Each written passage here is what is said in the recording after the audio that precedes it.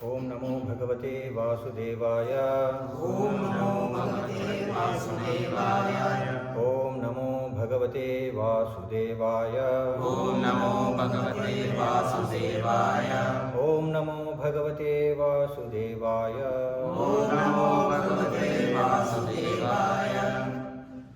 श्रीमद्भागवतं तृतीय स्कंदं 27వ అధ్యాయం ప్రకృతి అవగాహన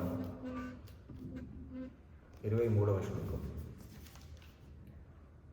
ప్రకృతిః పురుషస్య ఇహ దహ్యమాన తు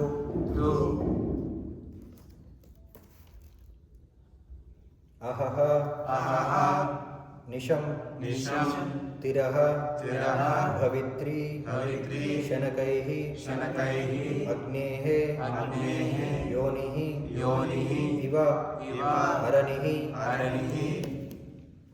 ప్రకృతి పురుషస్యేహ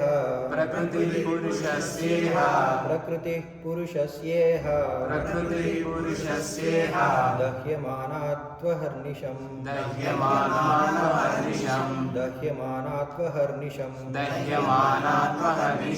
తిరోభవిత్రీ శనకైః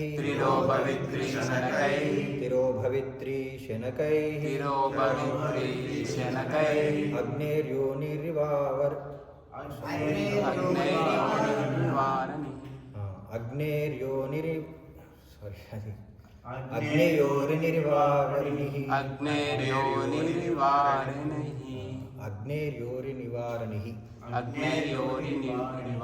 ప్రకృతి పురుషస్యేహ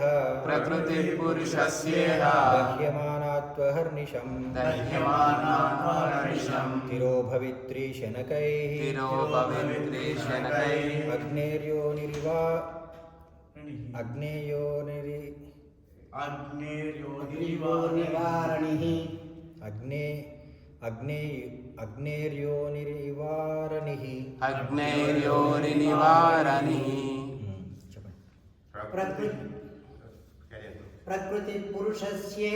ప్రకృతి పురుషస్యేహ దహ్యమానాత్వహర్నిశం తిరోభవిత్రీ శనకైః అగ్నిర్యోనివారణైః. ప్రకృతి పురుషస్యేహ దహ్యమానాత్వహర్నిశం తిరోభవిత్రీ శనకైః అగ్నిర్యోనివారణిః. ప్రకృతి పురుషస్యేహ దహ్యమానాత్వహర్నిశం తిరోభవిత్రీ శనకైః అగ్నిర్యోనివారణిః. ప్రకృతి ప్రభావము పురుషస్య జీవుని ఇహ ఇచ్చట దహ్యమాన దహించుచున్నది తు కాని అహః నిశం రేయింభవళ్ళు తిరః భవిత్రీ నశించును శనకైః క్రమముగా అగ్నేః అగ్ని యొక్క యోనిః ఆవిర్భావ కారణము ఇవ వలె అరణిః కాష్టములు. తాత్పర్యం మరియు భాష్యం కృష్ణ కృపామూర్తి ఏసీ భక్తి వేదాంత స్వామి శ్రీల ప్రభుపాదుల వారిచే. తాత్పర్యం: ప్రకృతి ప్రభావము జీవుని కప్పివేసి ఉంది కనుకనే అతడు ఎల్లప్పుడూ ప్రచండాగ్ని అందున్నట్లుగా ఉండును. కానీ అగ్నికి కారణమగు కాష్టములు ఆ అగ్ని చేతనే హరింపబడినట్లు తీవ్రమగు భక్తి యోగముచే ఆ ప్రభావము నశించుకోగలదు. భాష్యం: అగ్ని కాష్టమునందు నిక్షిప్తమై ఉండి పరిస్థితులు అనుకూలించినంతనే రగులుకోను. కానీ అగ్నిని చక్కగా సంభాళించినచో దానికి కారణమైన కాష్టము కూడా దాని యందు దగ్ధము కాగలదు. అదేవిధంగా ప్రకృతిపై ఆధిపత్యము వహించవలనటి కోరిక మరియు భగవానుని ఎడ అసూయలే జీవుని బద్ధ జీవన స్థితికి కారణం. కనుకనే భగవానునితో ఏకము కావాలనని కోరుట లేదా ప్రకృతిపై ఆధిపత్యము చెలాయించవలనని వాంఛించుట అతని ప్రధాన రోగములై ఉన్నవి. కామ్యకర్మరతులు ప్రకృతి వనరులను వినియోగించుకొన యత్నించుచు దానికి ప్రభువులుగానై ఇంద్రియ భోగమును అనుభవించుదు. జ్ఞానులు అనగా భౌతిక వనరులను భోగించడందు భంగపడినట్టి మోక్షార్థులు భగవానునితో ఏకము కావాలనని లేదా నిరాకార తేజమునందు లీనము కావాలనని కోరుదు. ఈ రెండు రోగములు భౌతిక కల్మషము వలననే కలుగుచున్నవి. భక్తియుత సేవ ద్వారా ఈ భౌతిక కల్మషము నశించిపోగలదు. ప్రకృతిపై ఆధిపత్యము వహింపవలనడి కోరిక మరియు భగవానునితో ఏకము కావాలనడి వాంఛ అను రెండు రోగములు భక్తి అందు లేకపోవటయే అందులకు కారణం. కనుకనే సావధానముగా భక్తి యోగముచే భౌతిక అస్తిత్వ కారణము ఒక్కమారుగా నశించిపోగలదు. పూర్ణ కృష్ణ భక్తి భావనాయుతుడగు భక్తుడు బాహ్యముకు గొప్ప కామ్యకర్మరదునిగా గోచరింపవచ్చును. కానీ అతని కర్మల విశేషమేమనగా అవన్నీను శ్రీకృష్ణుని ప్రీత్యర్థమే అయి ఉండును. అదే భక్తి అని పిలువబడును. అర్జునుడు బాహ్యమునకు గొప్ప యోధుడు. యుద్ధము చేయుట ద్వారా శ్రీకృష్ణుని సంతృప్తిపరిచినప్పుడు అతడు భక్తునిగా అయ్యాను.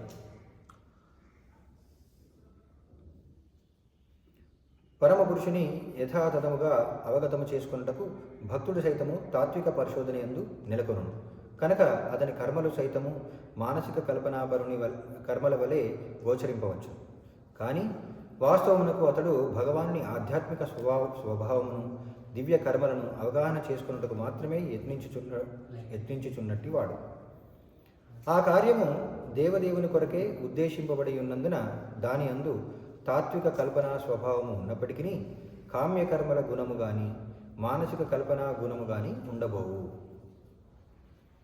ఓం అజ్ఞానతిమిరాంధస్య జ్ఞానాంజనం శలాకయ చక్షురున్మీలితమేన తస్మై శ్రీ గురువే నమః. నమో విష్ణుపాదాయ కృష్ణప్రేష్టాయ భూతలే శ్రీమతే భక్తి వికాస స్వామితి నామిని. నమో విష్ణుపాదాయ కృష్ణప్రేష్టాయ భూతలే శ్రీమతే భక్తి వేదాంత స్వామితి నామిని. నమస్తే సారస్వతే దేవే గౌరవాణి ప్రచారిణి నిర్విశేష శూన్యవాది పాశ్చాత్య దేశధారిణి. వందేహం శ్రీగురౌ శ్రీతపదగమనం శ్రీగురోన్ వైష్ణవాంశ శ్రీరూపం సాగ్రజాతం సహగణ రఘునాథామితం తం సజీవం సాద్వైతం సావధూతం పరిజన సహితం కృష్ణ చైతన్యదేవం శ్రీ రాధాకృష్ణపాదాం సహగణ లలితా శ్రీ విశాఖానుతాంశ. జయ శ్రీకృష్ణ చైతన్య ప్రభు నిత్యానంద శ్రీ అద్వైత గదాధర శ్రీవాసాది గౌరభక్తవృంద. హరే కృష్ణ కృష్ణ కృష్ణ హరే హరే హరే రామ రామ రామ హరే హరే.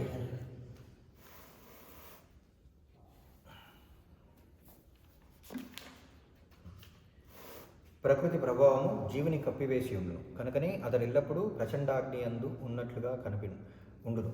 కానీ అగ్నికి కారణముకు కాష్టములు ఆ అగ్ని చేతనే హరింపబడినట్లు తీవ్రమగు భక్తి యోగముచే ఆ ప్రభావము నశించిపోగలదు.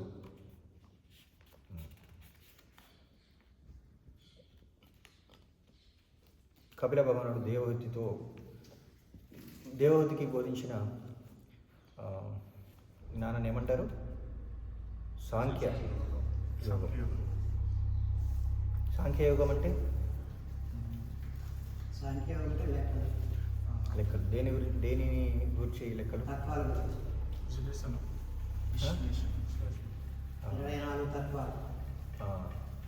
ఈ సృష్టి, భౌతిక సృష్టి, ఆధ్యాత్మిక సృష్టి యొక్క తత్వాల గురించి విశ్లేషణాత్మకమైన అవగాహన సాంఖ్యయోగం. మనందులో ముఖ్యంగా మనం ఇక్కడ చెప్పినట్లు ఏంటంటే ప్రకృతి ప్రభావము జీవుని కప్పివేసి ఉండును. అందుకనే ఆయన ఎల్లప్పుడూ కూడా జీవుడు అగ్నిలో ఉన్నట్లుగా ఉంటాడంట. అంటే ఒక జీవుడు అగ్నిలో ఉంటే ఎలా ఉంటుంది? తాపము, వేడి అంత కాలిపోతూ ఉంటుంది కదా. అంటే ఈ భౌతిక ప్రపంచంలో జీవుని పరిస్థితి కూడా అలాంటిది. ఎందుకు ఎప్పుడు కూడా దుఃఖాలు అనేవి అతన్ని బాధిస్తూ ఉంటాయి. ఈ భౌతిక ఏమంటారు త్రితాపాల చేత ఎప్పుడు కూడా జీవుడు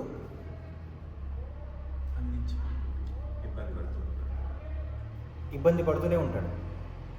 అది ఎలాంటిదంటే అగ్నిలో ఉన్నట్లుగా ఉంటుందంట. కానీ అందరూ అలా ప్రస్తుతం మనం అలా ప్రస్తుత సమాజంలో అలా చూస్తున్నామా? ప్రజలందరూ కూడా అలా ఇబ్బంది పడుతున్నట్లు అనిపిస్తుందా? ఎవరికి అనిపిస్తుంది? ఎందుకు అనిపించట్లేదు? సుఖాలు దీంట్లో పడినాం కాబట్టి నేను ఆనందంగా ఉన్నాను, నేను బ్రహ్మాండంగా ఎంజాయ్ చేస్తాను అనేటువంటి దీనిలో పడవచ్చు. ఒక విధంగా చూస్తే మనకు అలా బయటికి అలా కనిపించట్లేదు, కానీ వాళ్ళు నిజంగానే ఏ దుఃఖాలు లేకుండా ఉన్నారా అంటే లేదు. ఈ కలియుగం ఏమంటారు? కలియుగం యొక్క లక్షణాలు ఏంటి? కలియుగ ఈజ్ ఏజ్ ఆఫ్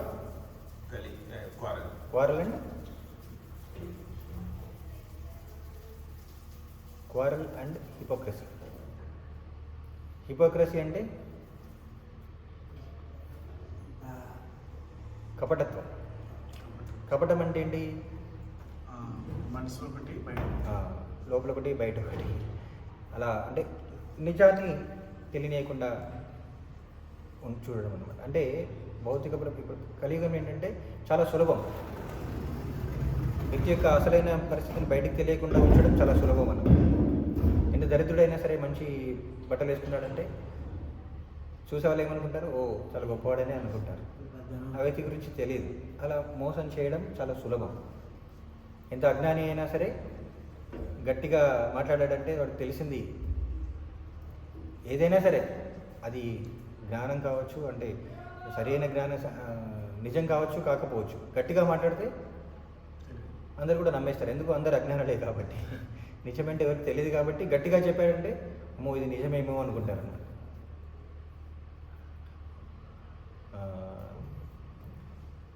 ఆ విధంగా ప్రస్తుతం కలియుగంలో ముఖ్యంగా ప్రస్తుత సమాజంలో అంత కపటత్వం ఉందన్నమాట. అందుకని నిజంగా ప్రతి ఒక్కరి యొక్క పరిస్థితి ఇలా అగ్నిలో ఉన్నట్లుగా ఉన్నా సరే బయటికి మాత్రం ఆనందంగా ఉన్నట్లు అనిపిస్తుంది.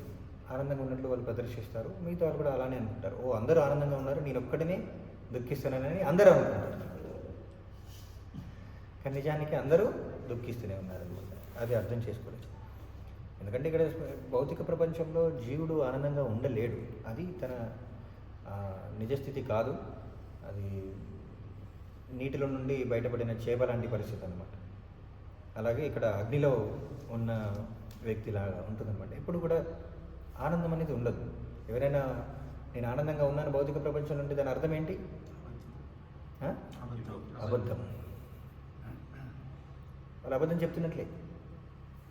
సరే, అలా సరే జీవుడి పరిస్థితి భౌతిక ప్రపంచంలో అలాగ ఉంది. కానీ అగ్నికి కారణముకు కాష్టములు ఆ అగ్ని చేతనే హరింపబడినట్లు తీవ్రమగు భక్తి యోగంచే ఆ ప్రభావము నశించిపోగలదు. సో మీరు ముందు శ్లోకాల్లో చూస్తే ఇప్పుడు ఇదంటే ప్రకృతి అవగాహన, భౌతిక ప్రకృతి యొక్క గుణాల గురించి కపిల భగవాన్ చెప్పాడు ఈ అధ్యాయంలో ముందు అధ్యాయంలో. మరి వాటిని ఎలా ఎందుకు అవగాహన చేసుకోవాలి? ఈ భౌతిక ప్రకృతి యొక్క లక్షణాలను మనం అవగాహన చేసుకోవడం ద్వారా దానిని ఉపయోగించుకొని దాని నుండి ఎలా బయటపడవచ్చు అనేది మనం తెలుసుకోవాలి. భక్తుడికి అది చాలా ముఖ్యం. సో ఆ జ్ఞానం అనేది చాలా ముఖ్యం అన్నమాట. ఒకవేళ మనం అర్థం చేసుకోలేకపోతే, ఎవరైతే అర్థం చేసుకున్నారో ఆ గురువు ఆధ్వర్యంలో ఉంటే వాళ్ళు మనల్ని భగవంతుని సేవలో నియుక్తం చేయడం ద్వారా మనల్ని బయటపడేయగలరు. సో అందరికీ అర్థం కాకపోవచ్చు ఈ ప్రకృతి యొక్క లక్షణాల గురించి. ఇంతకుముందు చెప్పినట్లు సాంఖ్యతత్వం అంటే విశ్లేషణాత్మకమైన అవగాహన అందరికీ ఉండకపోవచ్చు. కానీ ఒక గురువు ఆధ్వర్యంలో మనం భగవంతునికి సేవ చేయడానికి ప్రయత్నించినట్లయితే, గురువు ఇచ్చిన నియమాలని పాటిస్తూ మనం భగవంతుడికి భక్తియుక్త సేవ చేయడానికి ప్రయత్నించినట్లయితే ఈ భౌతిక ప్రకృతి యొక్క ప్రభావం నుండి బయటపడవచ్చు. ఇక్కడ ఏమంటున్నారు? అగ్నికి కారణముకు కాష్టములు ఆ అగ్ని చేతనే హరింపబడినట్టు. అంతే కదా. ఇప్పుడు అగ్ని అనేది ఒక చెక్కలో ఉంటుంది, కర్రలో అగ్ని ఉంటుంది, కానీ అది వ్యక్తం అవ్వదు. కానీ ఆ అగ్నికి కావాల్సిన శక్తి అంతా కూడా అందులో కర్రలో నిక్షిప్తమై ఉంటుంది. కానీ ఇప్పుడు అనుకూలమైన వాతావరణం ఉన్నప్పుడు అది బయటపడుతుంది. అనుకూలమైన వాతావరణం అంటే రాబడి జరగాలి, లేకపోతే వాతావరణం వేడిగా ఉండాలి. అంతే కదా. ఆ కర్ర కొంచెం ఎండిపోయి ఉండాలి. తడిగా ఉన్న కర్ర మండుతుందా? అలానే వాతావరణం అనుకూలించకపోతే అది చుట్టూ అంతా కూడా తేమగా ఉన్నప్పుడు కానీ అందుకనే అంటారనమాట వైదిక సంస్కృతిలో వైదిక పద్ధతులు పాటించే వాళ్ళకి ఇవన్నీ కూడా సులభంగా అర్థమవుతాయి. మనకి ఇక్కడ ఏంటి కర్రల పొయ్యి పైన వండుతున్నాం కాబట్టి ఇది అర్థం చేసుకోవడం చాలా సులభం, అంతేనా? కిచెన్ టీం ఉంటే వాళ్ళకి ఇంకా సులభంగా అర్థమవుతుంది ఈ ఉదాహరణ. అవును కదా, అది అంత త్వరగా అంటుకోదు కర్ర తడిగా ఉన్నట్లయితే, కానీ ఎండిపోయినట్లయితే చాలా త్వరగా అంటుకుంటుంది కదా. అనుకూలమైన వాతావరణం కావాలి. అలానే జీవుడు కూడా ఈ భౌతిక ప్రకృతి నుండి భౌతిక ప్రకృతి యొక్క ప్రభావం నుంచి బయటపడాలంటే అనుకూలమైన వాతావరణం కావాలి. అదే దానికోసం ఏం కావాలి? కొంచెం ఎండిపోవాలి. దేని నుండి ఎండిపోవాలి? కోరికలు. భౌతిక కోరికలు అనేవి కొంచెం ఆరిపోవాలన్నమాట. దానికోసం ఏం చేయాలి? తపస్సు చేయాలి. కొంచెం వైరాగ్యాన్ని ప్రదర్శించాలి. భౌతిక విషయాల పట్ల వైరాగ్యాన్ని ప్రదర్శించాలి. అది ఎండిపోవడం అంటే. అప్పుడు అదేమవుతుందంట, ఎప్పుడైతే ఆ కర్రకి అగ్ని తగులుతుందో, అగ్ని అది అంటుకుంటుందో, అప్పుడు ఆ అగ్నికి కావాల్సిన శక్తి కర్రలో నుండే వస్తుంది. ఆ కర్రలో నుండి వచ్చిన శక్తి అగ్నికి కారణమై మళ్ళీ అగ్ని చేత ఆ కర్రనే దహించుకుపోతుంది అన్నమాట. సో ఇక్కడ ఆ ఉదాహరణ ఇక్కడ ఎందుకు ఇచ్చారంటే, ఇక్కడ ఏం చెప్పారు చూడండి, భాష్యంలో ప్రభువులో రాస్తున్నారు. అగ్ని కాష్టమునందు నిక్షిప్తమై ఉండి పరిస్థితులు అనుకూలించినంతనే రగులుకొను, కానీ అగ్నిని చక్కగా సంభాళించినచో, దాన్ని సరిగా వాడినట్లయితే దానికి కారణమైన కాష్టము కూడా దాని యందు దగ్ధము కాగలదు. అదేవిధంగా ప్రకృతిపై ఆధిపత్యము వహించవలనటి కోరిక మరియు భగవాని ఎడ అసూయలే జీవుని బద్ధ జీవన స్థితికి కారణము. ఏంటంటే ప్రకృతిపై ఆధిపత్యం చేయాలనే కోరిక మరియు భగవాను ఎడ అసూయ, భగవంతునితో నేను ఐక్యమైపోవాలి, నేను కూడా భగవంతుని అవ్వాలని కోరిక ఒకటి, ఇంకొకటి ప్రకృతిని నియంత్రించాలనే కోరిక. ఈ రెండు కోరికలు బద్ధ జీవనానికి కారణమవుతుంది. జీవుని యొక్క బద్ధ జీవనానికి కారణమవుతాయి అన్నమాట. బద్ధ జీవనం అంటే ఇంకా కూరుకుపోయాడు, ఏ భౌతిక భోగాలలో కూరుకుపోయాడు. అదేలాగంటే దానికి దుఃఖం వస్తుందని తెలిసినా సరే భౌతిక కోరికల పట్ల భౌతిక విషయాల ద్వారా దుఃఖిస్తున్నాడని తెలిసినా సరే దాని నుంచి బయటపడలేడు అనమాట. ఎలాగైతే ఒంటె ఉదాహరణ ఇస్తారు ప్రభుపాద వారు, ఎవరికైనా గుర్తుందా? ఒంటె యొక్క ఉదాహరణ ఇస్తారు. ముళ్ళ చెట్లను తిన్నప్పటికీ, ముళ్ళ చెట్లను తినడం ద్వారా దాని నాలుకకి ముళ్ళు గుచ్చుకుపోయి రక్తం వస్తుంటుంది, దానికి బాధ కలుగుతుంది. అయినా సరే అదేమనుకుంటుందంట, ఆ రుచి ఎక్కడి నుండి వస్తుంది? రక్తం నుండి వస్తుంది. కానీ అదేమనుకుంటుంది, ఆ చెట్టు అంత రుచిగా ఉంటుంది అనుకుంటుంది. జీవుడు కూడా అలానే, ఎంత ఆనందంగా ఉంది భౌతిక ప్రకృతి అని అనుకుంటాడంట. భౌతిక ప్రపంచం చాలా ఎంజాయ్ చేయొచ్చు. అందుకనే కదా ఆధ్యాత్మిక మార్గంలో వచ్చిన వాళ్ళను చాలామంది చూసి ఏమంటారంటే, వీళ్ళకి ఎంజాయ్ చేయడం తెలియదు, ఆనందించి భౌతిక ప్రకృతిని భౌతిక విషయాలను భోగించడం తెలియక వీళ్ళు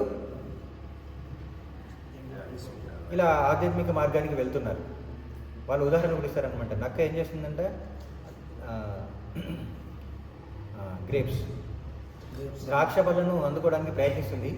అది అందుకోలేనప్పుడు ఏం చేస్తుందంటే, పుల్లగా ఉంది, ఎలాగో తిన్నా వేస్టే అని వాళ్ళు ఉదాహరణ ఇస్తారనమాట. అందుకనే వీళ్ళందరూ కూడా,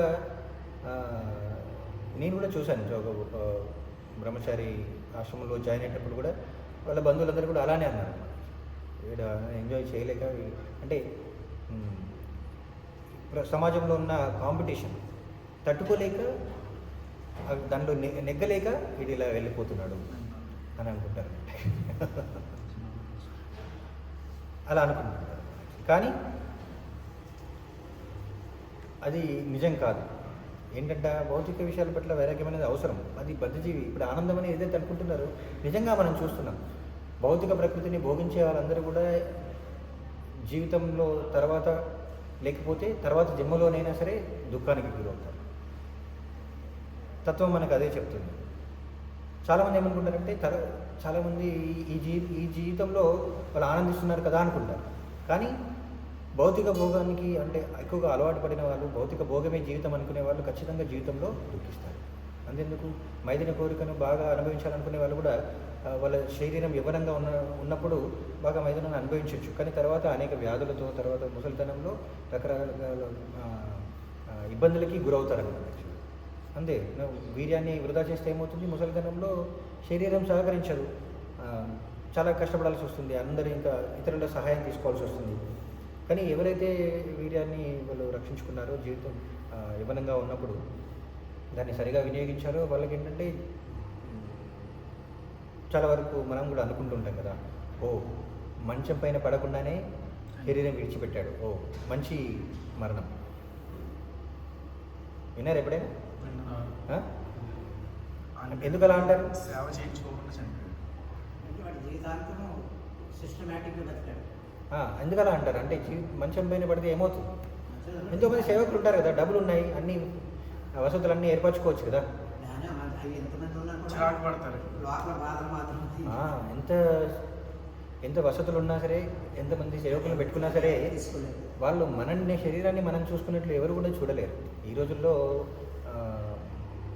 కుటుంబ సభ్యులు కూడా చూడట్లేదు, పిల్లలు కూడా చూడట్లేదు. సో కాబట్టి వాళ్ళకి తెలుస్తుంది మంచి పైన ఉన్నప్పుడు చాలా కష్టం. అలానే పడుకోవాలంటే జస్ట్ అలా పడుకోవడం ద్వారా కూడా ఎన్నో వ్యాధులు వస్తుంటాయి. సో అలా ఆ కష్టాలను అనుభవించాల్సి వస్తుంది. వాళ్ళకి అప్పుడు అర్థం కాదనమాట. వాళ్ళు రకరకాలుగా వసతులు, మంచి బెడ్ ఏర్పాటు చేసుకోవచ్చు, వాళ్ళకి ఎక్సర్సైజ్ చేయవచ్చు, అంటే కొన్ని ఇప్పుడు మెకానికల్గా చాలా వస్తున్నాయి, లేచి కూర్చోవడానికి అన్ని రకరకాలుగా వస్తున్నాయి. ఎన్ని చేసినా సరే అది దుఃఖమే. జీవుడికి ఒకే వద్ద ఉండాలని ఉండలేడు అనమాట. జీవుడి యొక్క స్థితి ఏంటి, ఎప్పుడు కూడా ఆనందించాలి, కొత్తదనం కావాలి. కానీ ఆ స్థితిలో జీవుడు ఉండలేడు. అలాంటి పరిస్థితిలో వాళ్ళకి ఏమనిపిస్తుందంటే దానికంటే మరణించడమే ఉత్తమం అనిపిస్తుందంట. సో అందుకనే ఏమంటారు, చివరి రోజుల్లో మంచం పైన ఎక్కువ కాలం గడపడం కంటే మరణించడం మేలు. సో అలా లేకుండా ఎవరైనా సరే అలా అంటే ముసలితనంలో అలాంటి స్థితికి గురి కాకుండా తన పని తను చేసుకుంటూ, ఎంత వయసు వచ్చినా సరే తన పని తను చేసుకుంటూ ఒకేసారి శరీరం విడిచిపెట్టిన వాళ్ళు వాళ్ళ అదృష్టవంతులు. ఎందుకు ఇతరులపైన ఆధారపడాల్సిన అవసరం ఉండదు, అంత దుఃఖించాల్సిన అవసరం ఉండదు అన్నమాట. దుఃఖం ఉంటుంది కానీ అంతగా దుఃఖం పెరగదు, అంతే. అందుకని మనకు భాగవతం కూడా చెప్తుంది, ప్రహ్లాద మహారాజు కూడా చెప్తున్నాడు కదా, జీవనంలో దుఃఖం అనేది అది ఫిక్స్డ్. సుఖము దుఃఖం అనేది మారదు. అది నువ్వు ముందు అనుభవిస్తావా తర్వాత అనుభవిస్తావా, దాన్ని ఏమంటారు అంతటా విస్తరించుకుంటావా, అది మన ఇష్టం. అందుకని ఏంటంటే తపస్సు కావాలి. మనంతటా మనమే తపస్సు తీసుకున్నట్లయితే అది మనకి తర్వాత ఆనందాన్ని ఇస్తుంది. తపస్సు అనేది ఆనందాన్ని ఇస్తుంది. అది అర్థం చేసుకోలేరు. తపస్సు అనేది అంటే మనం క్వశ్చన్స్ మళ్ళీ తర్వాత చివరి చర్చిద్దాం. సో అలా తపస్సు మనకి తర్వాత మనకు ఆనందాన్ని ఇస్తుంది. కానీ అది అర్థం చేసుకోలేక ఏమనుకుంటారంటే జీవితంలో ఆనందాన్ని పొందాలంటే భౌతిక భోగాలను అనుభవించాలి అనుకుంటారు. కానీ భౌతిక భోగాలే చివరికి దుఃఖానికి కూడా దారితీస్తాయి. ఆద్యంతవంత కౌంతేయ నతేషు రమతే బుధః ఈ సంస్పర్శజా భోగ దుఃఖయోనే ఏవతే. ఈ భౌతిక ఇంద్రియ విషయాలతో సంపర్కంలోకి వచ్చినప్పుడు ఆనందం కలుగుతుంది, కానీ అది దుఃఖయోనే, దుఃఖానికి కారణం భగవద్గీత చెప్తుంది. సో కానీ వాళ్ళు అర్థం చేసుకోలేరు అనమాట. యాక్చువల్లీ ఏమనుకుంటారు, ఈ ప్రకృతిపై ఆధిపత్యం చెలాయించాలి, అంతేకాకుండా భగవంతునితో సమానం అవ్వాలి, అప్పుడు నేను ఎక్కువగా ఆనందించగలను అని అనుకుంటారు. సో అది వాళ్ళని భౌతిక ప్రపంచానికి బద్దులయ్యే విధంగా చేస్తుంది ఆ రెండు కోరికలే. కామ్యకర్మరతులు ప్రకృతి వనరులను వినియోగించుకుని ప్రయత్నించుచు దానికి ప్రభువులుగానై ఇంద్రియ భోగమును అనుభవించు. మొత్తం అన్నింటినీ కూడా మన నియంత్రణలో ఉంచుకోవాలి కామ్యకర్మరతులు. ఇప్పుడు చూస్తుంటాం మనకి ఏంటి, ఈ ప్రపంచాన్ని అందరినీ కూడా వాళ్ళ నియంత్రణలోకి తీసుకొచ్చుకోవాలి. అందరూ కూడా నేను చెప్పే మాటనే వినాలి, అందరినీ నా నియంత్రణలో ఉంచుకోవాలి. ఇప్పుడు పెద్ద పెద్ద మాఫియా అని చెప్పేసి అంటుంటారు కదా, వాళ్ళు కూడా ఏంటంటే ప్రజలందరూ కూడా వాళ్ళ చేతిలో ఉంచుకోవాలి. ఇప్పుడు పెద్ద పెద్ద మల్టీనేషనల్ కంపెనీస్ ఏంటంటే ప్రజలందరూ కూడా మన చేతిలో ఉండాలి. ఎక్కడ ఏం జరగాలన్నా మనం నియంత్రించగలగాలి. దానికోసం వాళ్ళు చాలా కష్టపడతారు. ఎన్నో కానీ ఆ ప్రయత్నంలో ఎన్నో పాపాలు చేస్తుంటారు. ఆ ప్రయత్నంలో ఎన్నో పాపాలు చేయాల్సి వస్తుంది. అది కూడా ఇప్పుడు చూస్తున్నాం కదా, నిన్నే అనుకుంటున్నాం అనమాట. ఇప్పుడు అన్నీ కూడా ఎన్నో టెక్నాలజీ ఎంతగానో పెరుగుతుంది, కానీ ఆ టెక్నాలజీ చేత మనుషుల్ని గాడిదలాగా తయారు చేస్తున్నారు అనమాట. ఆ టెక్నాలజీ కోసం వాళ్ళు కంటిన్యూస్గా పనిచేయాల్సిందే. ఏదైనా వస్తువు కనిపెట్టారంటే ఆ వస్తువు ఎంతకాలం తర్వాత పాడైపోవాలనేది కంపెనీలు నిర్ణయించగలవు. ఎందుకంటే ఆ వస్తువు మళ్ళీ కొనాలి కదా, ఆ వినియోగదారులు మళ్ళీ కొనాలి, ప్రజలు మళ్ళీ కొనాలి, మళ్ళీ వాళ్ళు జీవితం అంతా కూడా దానికోసం ప్రయత్నిస్తూనే ఉండాలి. అంతేకాకుండా ఇప్పుడు ఎన్నో వ్యాధులు వస్తున్నాయి. ఆ వ్యాధుల నుంచి బయటపడే మార్గం కూడా డాక్టర్లకు తెలుసు, కానీ చెప్పరు. నీ ఆహార అలవాట్లను కొంచెం మార్చుకోవాలి, దీన్ని సరిదిద్దుకోవాలని చెప్పి అలా సరిదిద్దుకోవడం ద్వారా మన ఆరోగ్యాన్ని మెరుగుపరచుకోవచ్చు. కానీ అది చెప్తారా? చెప్పరు. ఏం చేయాలి? ఓకే, మీకు నచ్చింది తినండి, కానీ ఈ టాబ్లెట్లు వేసుకుంటే అది కంట్రోల్లో ఉంటుంది. బీపీ, షుగర్ నేను తగ్గించలేము, నేను నియంత్రణలో ఉంచుకోవాలి. దానికోసం ఏం చేయాలి? మేము ఇచ్చే మాత్రలు వేసుకోవాలి. జీవితం అంతా కూడా మీరు పనిచేసి మా మాత్రలు కొంటూ మా లాభం కోసం మీరు పనిచేయాలి. ఇదనమాట వాళ్ళు అయితే కూడా ఈ కామ్య కర్మరతులు అనుకుంటున్నారు. అందరినీ కూడా మేమే నియంత్రించాలి.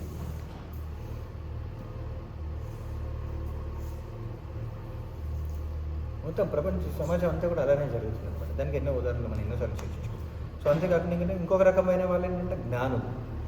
వాళ్ళు ఏంటంటే ఈ భౌతిక భోగాన్ని అనుభవించి చివరికి ఏమంటే భగవంతుడితో ఐక్యమైపోవాలి, అందరూ నన్నే సేవించాలి. ఇప్పుడు వాళ్ళు ఏంటంటే ఈ భౌతిక భోగాల పట్ల కొంచెం విరక్తి ఉంటుంది, వైరాగ్యం కాదు, విరక్తి ఉంటుంది. ఇవన్నీ వేస్ట్, అందరినీ మనం నియంత్రిస్తాం, కానీ ఏం లాభం ఉండదు. ఎందుకు? అలా ఎంత నియంత్రించినా సరే చివరికి అలా భౌతిక విషయం అంటే భౌతికమైన స్వార్థం ఉన్న వ్యక్తి నిజమైన ఆనందాన్ని పొందలేడు. ఎందుకంటే భౌతిక ప్రకృతిని తన నియంత్రణలో ఉంచుకోగలడు, కానీ భౌతిక ప్రకృతి తనకు ఆనందాన్ని ఇవ్వలేదు. ఏది ఆనందాన్ని ఇస్తుంది? కనీసం భౌతికంగానైనా సరే ఆనందంగా ఉండాలంటే తన బంధువులతో, స్నేహితులతో, ప్రజలందరితో సత్సంబంధాలు ఉండాలి. అంతే కదా. ఒక వ్యక్తికి ఎన్ని వసతులైనా ఉండొచ్చు, కానీ తన ఆనందాన్ని పంచుకోవడానికి ఇంకొకరు లేకపోతే ఎలా ఉంటుంది? అందుకనే మనం చూస్తుంటాం ఎంతోమంది ధనవంతులు ఉంటారు, కానీ ఎవరు బంధువులు ఉండరనుకోండి, వృధా. ఎంత సంపాదించినా కూడా వృధా. ఇలాంటి స్వార్థపరులు మేము ప్రజల్ని మోసం చేసి అంటే ప్రజల్ని మోసం చేసి వాళ్ళు సంపాదిస్తారు, కానీ వాళ్ళు ఏమనుకుంటారు? మా జ్ఞానం చేత, మా తెలివితేటల చేత మేము సంపాదించామని అనుకుంటారు, కానీ ఆ మార్గంలో ఎన్నో పాపాలు చేస్తే అందరికీ దూరం అవుతారు. అంతే కదా. స్వార్థపరులకి వాళ్ళ దగ్గరికి ఎవరైనా వెళ్ళాలని అనుకుంటారా? అందరినీ దూరం చేసుకుంటారు కదా స్వార్థపరులు. ఎందుకు? ఇతరుల్ని మోసం చేసి నేను ఆనందిస్తున్నాను అనుకుంటాను. కానీ వాళ్ళు ఏమనుకుంటారు? ఓకే, అందరినీ మోసం చేస్తాను, కానీ నా కుటుంబ సభ్యులతో నేను ఆనందంగా ఉండాలనుకుంటాను. కానీ కుటుంబ సభ్యులకు తెలుసు కదా వీడు స్వార్థపరుడని. వాళ్ళకి తెలియకుండా ఉంటుందా? వాడు సంపాదించుకొని చూస్తుంటారు, కానీ ఎప్పుడైతే వాళ్ళ ఆనందానికి వీడు అడ్డమని తెలుస్తుందో అప్పుడు వాళ్ళు కూడా స్వార్థంగా వ్యవహరిస్తారు. ఎందుకంటే నువ్వు కూడా అలానే చేసావు కదా, నేను చేసే తప్పు ఏముంది? అప్పుడు దూరం అయిపోయినప్పుడు వాళ్ళకి అసలైన బాధ అనేది తెలుస్తుంది. వాళ్ళు కూడా దుఃఖాన్ని అనుభవిస్తారు, కానీ అప్పుడు వాళ్ళకి ఏమొస్తుంది? ఓ, ఈ భౌతిక భోగాలన్నీ కూడా వృధా. అప్పుడు వైరాగ్యం వస్తుంది, వాళ్ళు జ్ఞానులు అయిపోతారు. వాళ్ళన్నింటినీ విడిచిపెట్టేసి అందరినీ కూడా మనం నియంత్రించాలంటే మనం ఏం చేయాలి? సో మనం ఏంటి భగవంతుడితో ఐక్యం అయిపోవాలి. అంటే నిరాకార తేజమందు లీనం కావాలి. వీళ్ళ భావన అది కొంచెం అర్థం చేసుకోవడం మనకి సిద్ధాంతపరమైన అవగాహన, ఫిలాసఫికల్ అండర్స్టాండింగ్ ఉండాలి.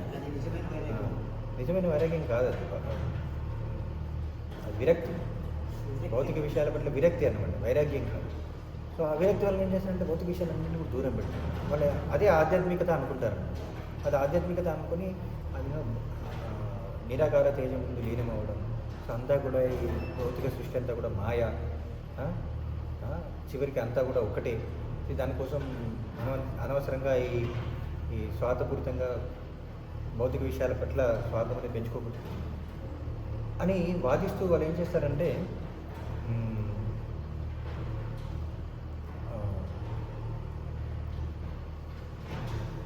భౌతిక విషయాల పట్ల వైరాగ్యాన్ని ప్రదర్శించడం ద్వారా అందరూ వాళ్ళకి ఆకర్షితులు అవుతారు. చూడండి, మనకు 6 ఐశ్వర్యాలు ఉన్నాయి. మనకంటే 6 ఐశ్వర్యాలు, భగవంతునికి 7 ఐశ్వర్యాలు ఉన్నాయి. ఆ 6 ఐశ్వర్యాల్లో వైరాగ్యం కూడా ఒకటి కదా. అంటే ఈ 6 ఐశ్వర్యాలకి జీవులు ఆకర్షితులు అవుతారు. అందులో కొందరు వైరాగ్యానికి కూడా ఆకర్షితులు అవుతారు. సో ఆ వైరాగ్యం అనేది చాలా గొప్పది. ఆ దానికి కూడా అందరూ ఆకర్షితులు అవుతారు. ఆ విధంగా నన్ను అందరూ భగవంతునిలాగా సేవిస్తారనేది వాళ్ళ భావం. అందుకని చూడండి, అందుకని మాయావతులు ఏం చేస్తుంటారు, ఈ భౌతిక విషయాలని కూడా నాకు అవసరం లేదు, ఎవరన్నా దానం ఇవ్వడానికి వస్తే వద్దు, ఇవ్వకండి, నాకు వద్దు అని చెప్పేసి దాన్ని ముట్టుకోను, నేను డబ్బును ముట్టుకోను అంటారు. ప్రభుపాద ఏమంటారు, ఇవ్వండి, నాకు ఇంకా ఇవ్వండి, మొత్తం అన్నీ ఇవ్వండి. సో అది వైరాగ్యం. కానీ ఇంతకుముందు చెప్పిన జ్ఞానులు ఎవరైతే ఉన్నారో వాళ్ళు విరక్తి చూపిస్తారనమాట. వద్దు వద్దు వద్దు, భౌతిక విషయాలు నాకు వద్దు. సామాన్య ప్రజలు చూసామనుకుంటారు, ఓ వీళ్ళు చాలా భౌతిక విషయాల పట్ల వైరాగ్యాన్ని పొంది, వీళ్ళు చాలా గొప్పవాళ్ళు. అది వైరాగ్యం, అది విరక్తి అన్నమాట. వైరాగ్యం అనేది ఆధ్యాత్మికంగా పురోగతిని ఇస్తుంది. కానీ వీళ్ళు విరక్తిని ప్రదర్శించి ఏంటంటే విరక్తిని ప్రదర్శిస్తారు. తద్వారా ఏంటంటే వాళ్ళు నిజంగా విరక్తిని కలిగి ఉంటారంటే లేదు, వాళ్ళందరూ కూడా నన్నే సేవించాలి, నేనే భగవంతునవ్వాలని కోరుకుంటారు. అదే ఆధ్యాత్మికత అనుకుంటారు. అందుకనే ప్రభువుల వారికి ఏం చెప్పారు, నిర్విశేష శూన్యవాది పాశ్చాత్య దేశాలు. నిర్విశేషవాదులు, శూన్యవాదులు, వాళ్ళ భావం ఇలానే ఉంటుందన్నమాట. అందుకనే ప్రభువుల వారు ఈ ఆధ్యాత్మిక జ్ఞానంతో వాళ్ళందరినీ కూడా భక్తి మార్గానికి నేను తీసుకొచ్చారు, వాళ్ళని ఉద్ధరించారు, భక్తి మార్గానికి ఉద్ధరించారు. ఇది భక్తి మార్గానికి ఉన్న గొప్పదనం. అంటే ఈ భక్తి మార్గం అంటే వాళ్ళకున్న గుణాలని భక్తి మార్గంలో భక్తియుక్త సేవలో ఎలా వినియోగించారో చూడండి. ఎలా వినియోగించారంటే ఇక్కడ సూత్రం ఇదే అన్నమాట. అంటే కర్రలోని అగ్నిని రగిలించి మళ్ళీ ఆ కర్రనే కాల్చివేశారు. వాళ్ళ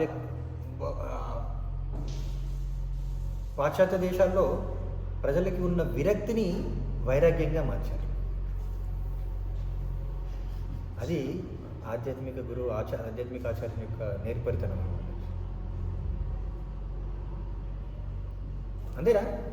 ప్రభుల వారు ఎవరిని పట్టుకున్నారు ముందు? హిప్పీలను పట్టుకున్నారు. హిప్పీలు అంటే భౌతిక భోగుల పట్ల విరక్తి చెందారు. వాళ్ళు భౌతిక విషయాల పట్ల విరక్తి చెందారు. అంటే అఫ్కోర్స్ వాళ్ళు ఆ మధ్య ఏంటి మాదక ద్రవ్యాలకు అలవాటు పడ్డారు. కానీ అంటే మిగతా విషయాల పట్ల, మిగతా భౌతిక భోగాలు అంటే పేరు ప్రతిష్టలు ఏంటి అందరినీ నియంత్రించాలి, అలాంటి వాటి పట్ల వాళ్ళకి విరక్తి కలిగింది. విరక్తి కలిగింది. కానీ వాళ్ళని ఆ విరక్తిని ఏం చేశారు? వైరాగ్యంగా మార్చారు. ఏ విధంగా? ఆధ్యాత్మిక జ్ఞానాన్ని ఇవ్వడం ద్వారా, ఆధ్యాత్మిక జ్ఞానంతో భక్తియుక్త సేవలో వినియోగించడం ద్వారా మార్చారు. సో అందుకని ఇక్కడ ఇంకా తర్వాత 2వ బార్కోట్లో ప్రభుల వారు ఏం చెప్తుంటారు,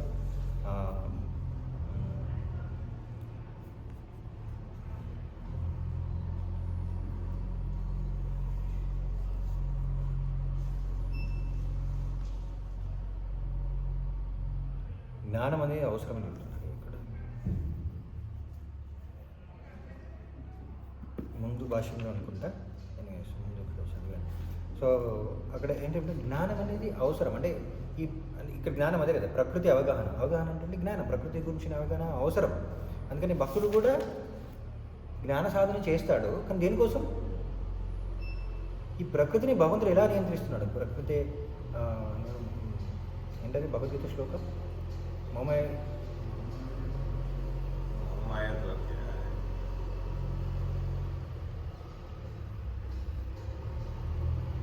ఈ ప్రకృతి నా ఆధిపత్యంలో నడుస్తుందని చెప్తారు కదా. మయాధ్యక్ష అయిన ప్రకృతి శ్రూయతే సచరాచరం హేతునానేన కౌంతేయ జగద్విపరివర్తతే. ఈ మాయాధ్యక్ష అయిన ప్రకృతి శ్రూయతే సచరాచరం అని ప్రకృతి అంతా కూడా నా అధ్యక్షతలోనే ఉంది. హేతునానేన కౌంతేయ, దానికి అంతరిక కారణం ఎవరు? నేనే. జగద్విపరివర్తతే, నా కారణం వల్లనే అంతా కూడా జగత్ అనేది గతి, జగత్తుకు గతి అనేది నా కారణం, నేనే కారణం. ఆ కారణాన్ని అర్థం చేసుకోవడానికి జ్ఞాన సాధన చేస్తాడు భక్తుడు. ఎలా నియంత్రిస్తున్నాడు భగవంతుడు? ప్రతిదానికి భౌతిక ప్రకృతిలో జరిగే ప్రతి విషయానికి వెనుక భగవంతుడు ఎలా ఉన్నాడు, దానికోసం జ్ఞాన సాధన చేస్తారు. సైంటిస్టులు అందరూ కూడా ఈ భౌతిక ప్రకృతి ఎలా పనిచేస్తుంది అనే దానికి అనేక కారణాలు చెప్తారు. కానీ ఆ కారణాలకి కారణం భగవంతుడు. ఎందుకు అలా సృష్టించాడు అనేది భక్తులు మాత్రమే అర్థం చేసుకోగలరు అనమాట. ఈ జ్ఞానులు, ఈ సైంటిస్టులు అందరూ కూడా అర్థం చేసుకోలేరు అనమాట. వాళ్ళు దీనికి ఇది కారణం, దానికి అది కారణం అని రకరకాల కారణాలు చెప్తుంటారు.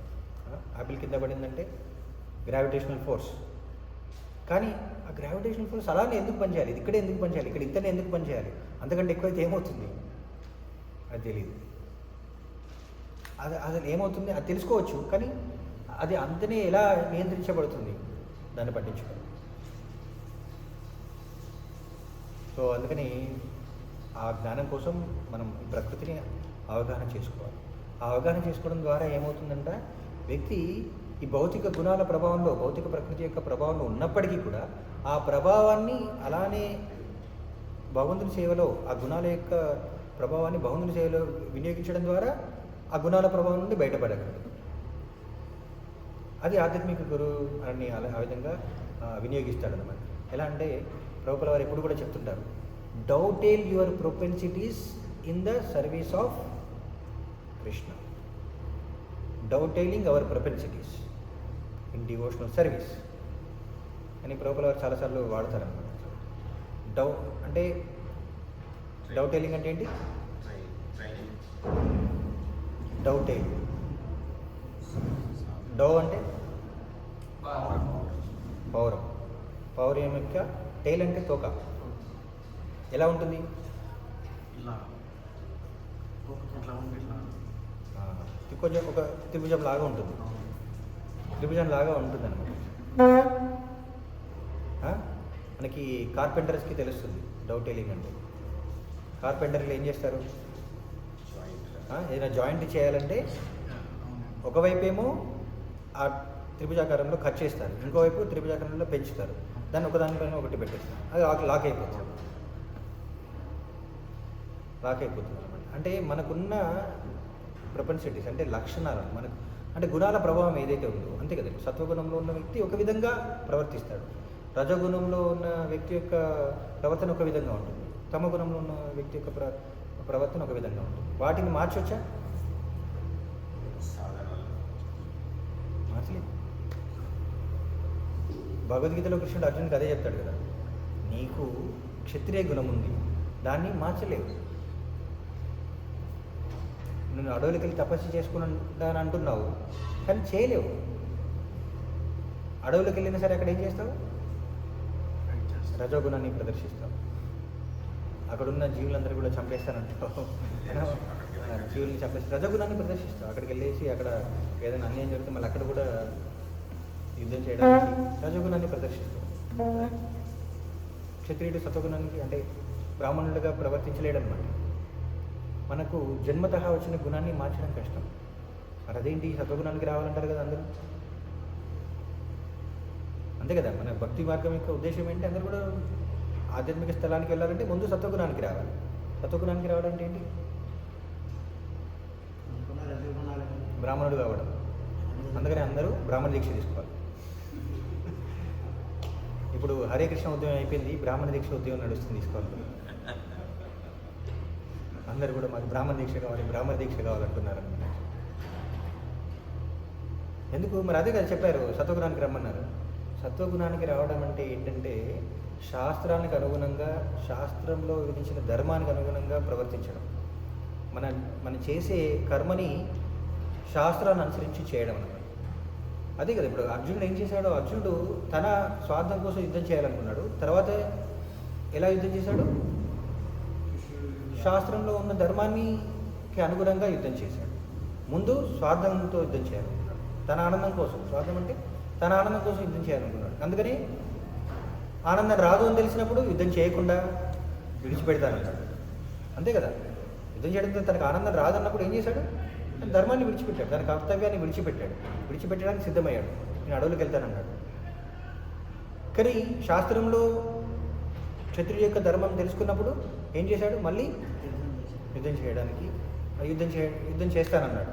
శాస్త్రంలో ఉంది కాబట్టి ఓకే చేస్తానన్నాడు. కానీ అది సత్వగుణానికి రావడం అన్నమాట. యుద్ధం ఆపేయలేదు, తన గుణాన్ని పూర్తిగా మార్చుకోలేదు. సత్వగుణానికి రావడం అంటే శాస్త్రానుగుణంగా మన కర్మను చేయడం సత్వగుణానికి రావడం. కానీ అది ఎప్పుడైతే ఆ కర్మ అయినా సరే, ఆ శాస్త్రంలో విధించిన నియమాలు మన కర్మని డౌటేయల్ భగవంతుని వైపు తీసుకెళ్తాయి. ధర్మ అర్థ కామ మోక్ష. ధర్మంగా అర్థాన్ని సంపాదించి దాన్ని కామానికి మనకు కోరికలు వినియోగిస్తే ఆ ధర్మం ఏం చేస్తుంది? మోక్షం వైపు తీసుకెళ్తుంది. సో అలాంటి ధర్మంగా ప్రవర్తించడం మన సత్వగుణానికి కాదు, కానీ దాన్ని ఏం చేసి మోక్షానికి తీసుకెళ్తుంది. అది అది శాస్త్రానుగుణంగా చేయడమే కాదు, శాస్త్రానుగుణంగా చేస్తాం కానీ అది భగవంతుని సంతృప్తి కోసం కాకపోతే శాస్త్రాన్ని కూడా తిరస్కరిస్తాం. అది నెక్స్ట్ స్టేజ్. త్రైగుణ్య విషయ వేద నిస్త్రైగుణ్యో భవార్జున నిర్ద్వంద్వో నిత్యసత్వస్థో నిర్యోగక్షేమ ఆత్మవాన్. త్రైగుణ్య విషయ వేద శాస్త్రం త్రిగుణాలలో ఎలా ప్రవర్తించాలి, ఏం చేయాలనేది చెప్తుంది, కానీ దాన్ని కూడా అధిగమించాలి. అది అంతిమమైన లక్ష్యం. కానీ ఆ లక్ష్యాన్ని చేరుకోవాలంటే ముందు సత్వగుణానికి రావాలి, శాస్త్రాన్ని అర్థం చేసుకొని శాస్త్రానుగుణంగా ప్రవర్తించే స్థితికి రావాలి. అది సత్వగుణానికి రావడం అన్నమాట. అంతేకాని అందరూ కూడా బ్రాహ్మణ దీక్ష తీసుకోవడం కాదు.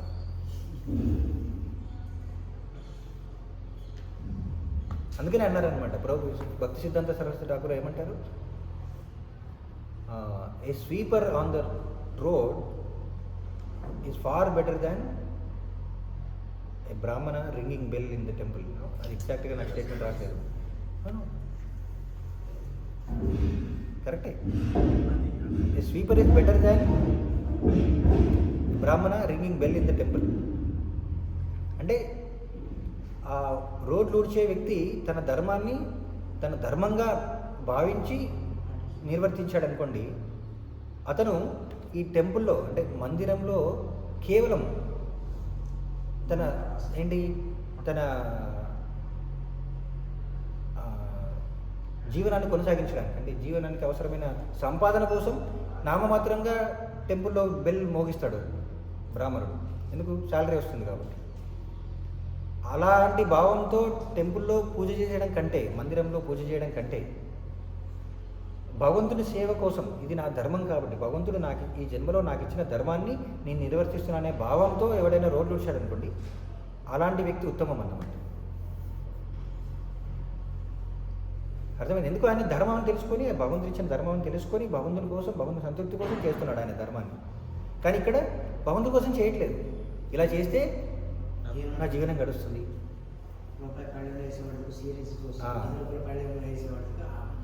అలా చూస్తే అలా అనుకునే వ్యక్తి కంటే కూడా ధర్మాన్ని అందుకని అంటారు.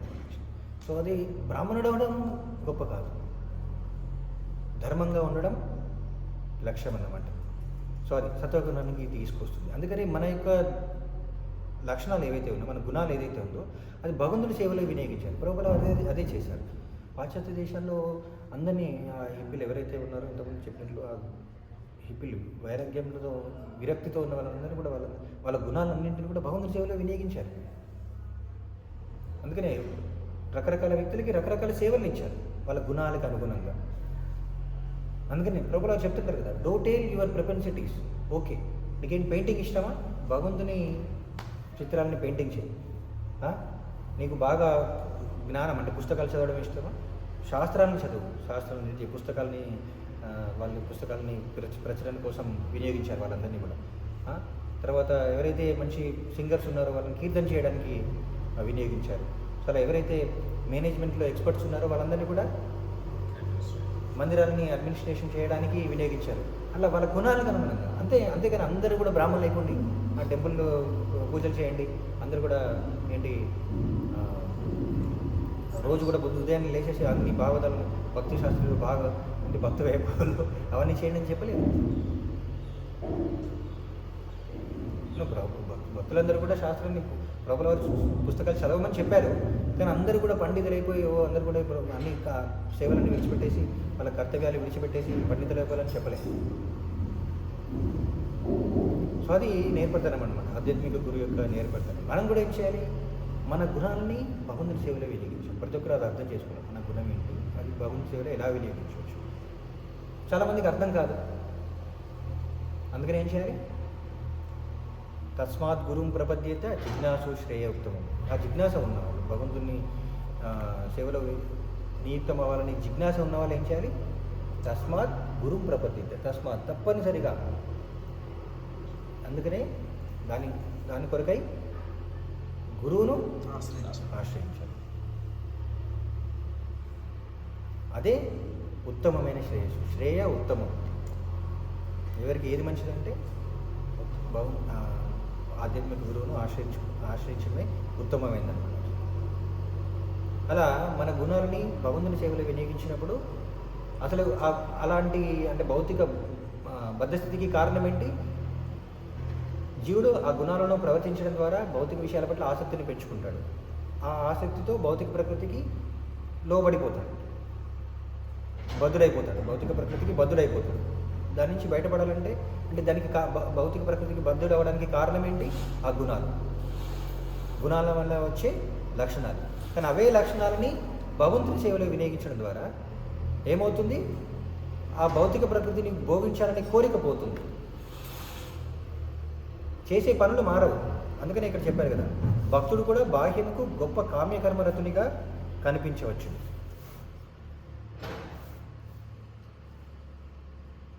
సాధారణమైన వ్యక్తులు పనిచేసినట్లే భక్తులు కూడా పనిచేసినట్లు అనిపిస్తుంది. వాళ్ళు కూడా కష్టపడుతున్నారు, పొద్దున్నే లేస్తున్నారు, ఆ పనులు ఈ పనులన్నీ కూడా చేస్తున్నారు.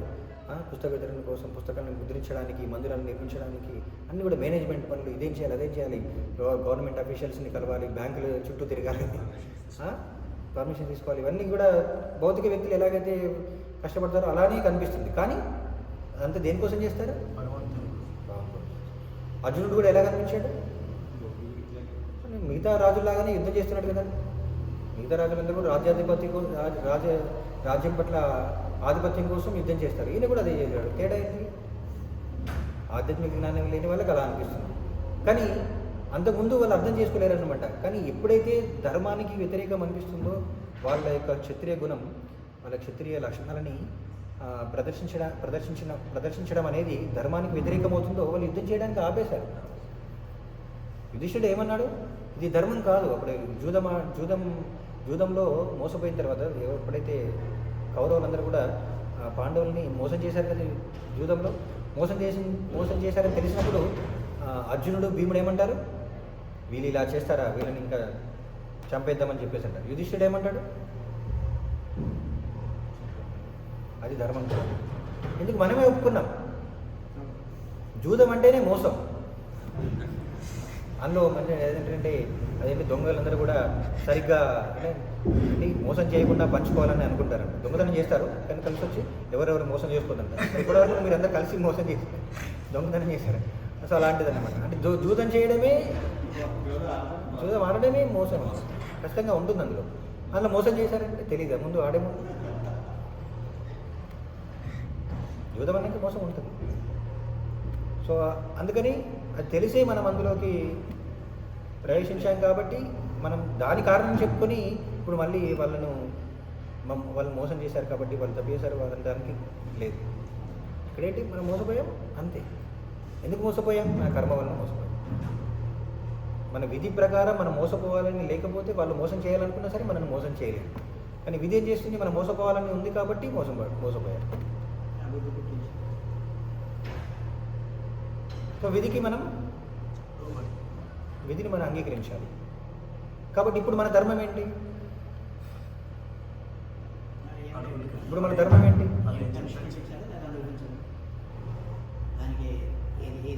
ధర్మం ప్రకారం ఏంటి?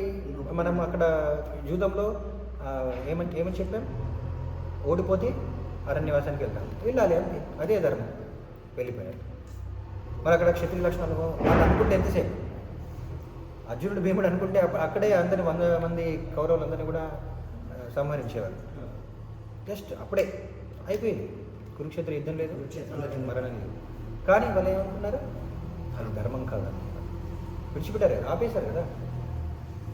శాస్త్రానుగుణంగా భగవంతుడు ఇచ్చిన శాస్త్రంలో ధర్మానుగుణంగా ఉండాలనుకునే వాళ్ళు వాళ్ళ గుణాలను ప్రదర్శించగలరు, లేనప్పుడు నియంత్రించుకోగలరు కూడా. తాబేలు ఏం చేసిందంట? అవసరం వచ్చినప్పుడు తన ఇంద్రియాలను బయటికి తీయగలదు, అవసరం లేనప్పుడు భక్తుడు కూడా అలానే ఎక్స్పర్ట్ అని. కానీ భక్తులు కానీ భౌతిక వ్యక్తులు ఎలా ఉంటారు, వాళ్ళ యొక్క గుణాల ప్రభావం చేత వాళ్ళు అలానే ప్రవర్తిస్తారనమాట. ధర్మమా కాదా? ధర్మం అధర్మం పక్కన పెట్టండి, వేసేయాలంతే. ఇప్పుడు మోసం చేశారు అని చంపేయాలంతే, అంతే కదా. ఇప్పుడు మనకి ధ్రువ మహారాజు వృత్తాంతంలో మనం తీసుకున్నట్లయితే సురుచి ఏం చెప్పింది? ధ్రువ మహారాజుకి అర్హత లేదు, ఎందుకు? తన గర్భంలో పుట్టలేదు కాబట్టి, తండ్రి ఒడిలో కూర్చునే అర్హత లేదు అని చెప్పింది. దానివల్ల ధ్రువుడు చాలా బాధకు గురయ్యాడు కదా, అవమానానికి గురయ్యాడు. క్షత్రియుడు కదా, వెళ్ళాడు, క్షత్రియ గుణాన్ని ప్రదర్శించాను. నన్ను అంత అవమానిస్తుందా సవతి తల్లి, సురుచి అంత అవమానిస్తుందా, ఏం చేద్దాం, అసలు ఏం చేయాలి, దానికి ప్రతీకారం ఎలా తీర్చుకోవాలన్నాడు. అది క్షత్రియ లక్షణం. క్షత్రియ లక్షణం అదే, సాధారణమైన క్షత్రియ లక్షణం అదే, అంతే కదా. అవమానింపబడ్డప్పుడు తనకు అర్హత ఉంది కానీ అర్హత లేదని చెప్పారు. నా అర్హతను నేను సంపాదించుకుంటాను ఎలాగైనా సరే. కానీ ధ్రువుడి యొక్క తల్లి సునీత ఏం చెప్పింది? అది ధర్మం కాదు. సాధారణంగా మనకేమొస్తుంది, ఏంటి నువ్వు భార్యవే నేను భార్యనే, నీ కొడుకు అర్హత ఉన్నప్పుడు నా కొడుకు ఎందుకు అర్హత ఉండదు అని చెప్పేసి ఎవరైనా అంటారు, అవునా కదా. సమాన హక్కులు ఉండాలి, నీ కొడుకే ఎందుకు రాజ్యాధికారాన్ని పొందాలి అంటే, ఇండైరెక్ట్గా సురుచి ఏం చెప్పిందంటే సింహాసనాన్ని అధిష్ఠించే అర్హత నా కొడుకే ఉందని చెప్పేసి అందన్నమాట. మరి అక్కడ అదే కదా, అక్కడ అంతా అలాంటిది ఏముండదు అన్నమాట. యాక్చువల్లీ భౌతికమైన వ్యక్తులకి ధర్మం అంతా ఏముండదు, రాజు ఎవరికి అనుకుంటే వాళ్ళకే ఇస్తారు. సో సింహాసనంగా, కానీ లేదు ధర్మం ప్రకారం నాకే చెందాలి. అక్కడ ఈవెన్ సునీతి అలా కూడా అనుకోలేదు, ధర్మం ప్రకారం మనం. అక్కడ ధర్మం ఏంటి, రాజు అలా ప్రవర్తించినప్పుడు దాని అర్థం ఏంటి, నేను రాజుకు వ్యతిరేకంగా వెళ్ళలేను, భార్య ఎప్పుడు కూడా భర్తకు వ్యతిరేకంగా వెళ్ళదు, అది స్త్రీ ధర్మం. నేను మాట్లాడలేను, నేను మాట్లాడకపోతే నువ్వు ఇప్పుడు చిన్నపిల్లాడు, నువ్వేం చేస్తావు, నువ్వు కూడా అలాంటి స్థితిలో లేవు. కాబట్టి విధి మనల్ని ఇలాంటి పరిస్థితులు ఉంచింది కాబట్టి దానికి అంగీకరించాలి. మన ధర్మం ఏంటి, అది మన కర్మగా మనం దాన్ని స్వీకరించాలి, అంతే. మన కర్మ మనని మన విధి మనకి ఇలాంటి పరిస్థితిలో ఉంచింది, కాబట్టి దాన్ని అంగీకరించాలి. సురుచి పైన ద్వేషాన్ని పెంచుకోకూడదు. ఎందుకు? కారణం మన కర్మ, సురుచి కాదు. మన కర్మ అనేది సురుచి ద్వారా వచ్చింది, అంతేగాని సురుచే దానికి కారణం కాదు. తన పట్ల ద్వేషాన్ని పెంచుకోవాల్సిన అవసరం లేదు. ఏం చేయాలి, మన కర్మగా అంగీకరించి తర్వాత ఏం చేయాలి, భగవంతుని ప్రార్థించాలి. ఆ స్థితిలో భగవంతునికి శరణు పొందాలి. ఇప్పుడు భగవంతుని కోసం తపస్సు చేయమని చెప్తుందన్నమాట. అంతేగాని ఇప్పుడు సురుచి ఆర్గ్యుమెంట్ చేయలేదన్నమాట. నీకెంత హక్కు ఉందో నాకంత హక్కు ఉంది, మనందరూ అదే కంటారు. అదేంటి ప్రభు అలా ఇంట్లో ఉంటుంది, మనందరూ సమానం కదా, ఇది ఇలానే కదా. వ్యక్తి యొక్క స్థితిని బట్టి ఓకే, అందరూ భక్తులే కావచ్చు, అందరూ సమానం అంటే ధర్మం పరంగా మనం ఉన్న స్థితిని బట్టి, మనం సమాజంలో మన స్థాయి ఏంటి, మనం క్షత్రియులమా, బ్రాహ్మణుల, వైశ్యుల, శూద్రుల, బ్రహ్మచారి, గృహస్థ, వానప్రస్థ, సన్యాసి, ఆ వర్ణాశ్రమ వ్యవస్థను అనుసరించి మన కర్తవ్యం, మన ధర్మం ఏంటి అని ఆలోచించి దానికి అనుగుణంగా మనం మన కర్తవ్యాన్ని నిర్వర్తించాలి. అంతేగాని అంటే కామన్ సెన్స్ అదంతే కదా, అంతే మన హక్కు అంతే. ఎట్లా నా సవతి కుమారుడికి హక్కు ఎలా ఉంటుంది, నాకెందుకు ఉండదు? సాధారణంగా మనం అందరం కూడా అలానే వ్యవహరిస్తాం, అలానే ఆలోచిస్తాం. అందరూ కూడా ఎంజాయ్ చేయాలి, వాడు ఒకటి ఎందుకు ఎంజాయ్ చేయాలని, ఎవరు ఎంజాయ్ చేయాలని కాదు, ఎవరి ధర్మం ఏంటి అనేది ఆలోచించాలని. నా ధర్మం ఏంటి, కానీ మన ధర్మం ఏంటని మనం ఆలోచించాం, వాడి కర్మ ఏంటని మనం ఆలోచిస్తాం. ఇతరులు దుఃఖించినప్పుడు అది వాడి కర్మ, కానీ భక్తులు ఏమనుకుంటారంటే అది వాడి కర్మ కావచ్చు, ఈ పరిస్థితులు నా ధర్మం ఏంటని ఆలోచించాలి. సో అది భక్తుడు ఆలోచించాల్సిన విధానం అన్నమాట. సో అప్పుడు ఆ ధర్మం ప్రకారం ప్రవర్తించడం ద్వారా తనకున్న గుణాలని భగవంతుని సేవలో వినియోగించగలరు. అది అప్పుడు ఏమవుతుంది, అది ఆధ్యాత్మికం అవుతుంది. భౌతిక గుణాల యొక్క ప్రభావం అంటే, భౌతిక గుణాల యొక్క ప్రభావం ఏంటి, నేను నాది, భౌతిక ప్రకృతి పట్ల ఆధిపత్యం చెలాయించాలి, నేనే భగవంతుడు అవ్వాలనే కోరిక ఆటోమేటిక్గా పోతుంది.